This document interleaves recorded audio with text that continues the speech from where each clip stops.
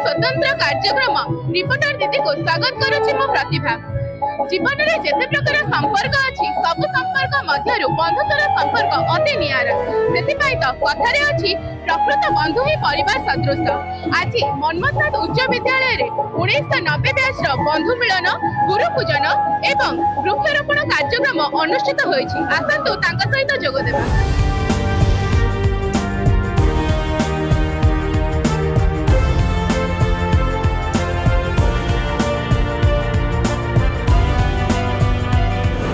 आम 1990 मसीह पास कर जाइलु।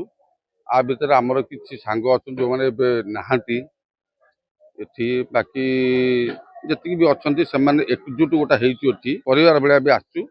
कारण लाइफ रे जिते सांग था स्कूल सांग को सांग किए न था। आम 36 वर्ष पर एकाठी आईचु। एटा गोटा बंधु मिलन बहुत भल लगिला। आटा खुशी जिनस मो जीवन में केवे पाइनी केवे पाइबी नाही बिली अत्यधिक खुशी माने एते खुशी माने आबे मुहरे कहि भी परिबुनी माने प्रकाश भी करि पारुनु। एते वर्ष पर एते सांग एते गुरु गुरुमा एमन को देखि कि माने पूरा बिहोळ। 36 वर्ष पर हमर गोटे रियूनियन हैला।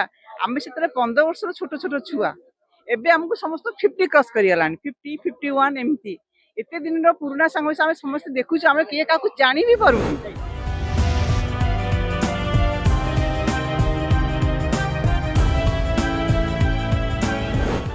बहुत खुशी लगुच। सब सार आ गुरुमा मैंने उपस्थित होती सब बंधु बांधवी मैंने उपस्थित होती। सांग गोटे एम जिन सी ता कम व्यस्त मु मो कम व्यस्त अन्य सांग मैंने किए क्या कम व्यस्त जो देखा आम गोटे से जो आंतरिकता से 30 वर्ष 36 वर्ष तौक आम पलाऊँ से स्मृतिटा आम नर्माली यही प्रकार आनीपारू नहीं साधारण जीवन में। तेणु सांगर महत्व सी वर्णना करिया बाहर खुशी लगुच। गोटे गेट टुगेदर है एत वर्ष पर जोटा कि आगुरी हो ना प्रथम थर आ सार पाखे आम सार को देखी एत वर्षर डिफरेन्स पर देखिकी गोटे बहुत खुशी लगुच।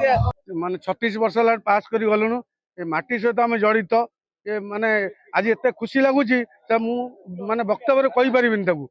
आज समुदाय मिलचु आम गुरु गुरु मैंने जो मैंने चलीगले अलग कथा जो मैंने अच्छा से पूज्य कलु आम समस्त अभिनंदन कलु एवं बहुत खुशी लगुच। आज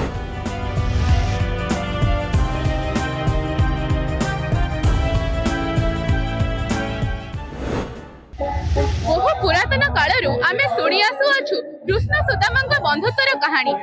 आज आमे देखिले दीर्घ 30 वर्ष व्यवधान पर एठारे बंधु मिलन उपस्थित होइछन्ती बहु पुराना सांग। सेमानक हृदय रे भरी उठिछि आनंद और उल्लासर लहड़ी। एही खुशी बंधुत्वर संपर्क रे भरी जाऊ एहा ही कलिंग टीवी रो कामना। पटामुंडई रो रिपोर्टर प्रदर्शनक सह मु प्रतिभा रिपोर्टर दीदी कलिंग टीवी।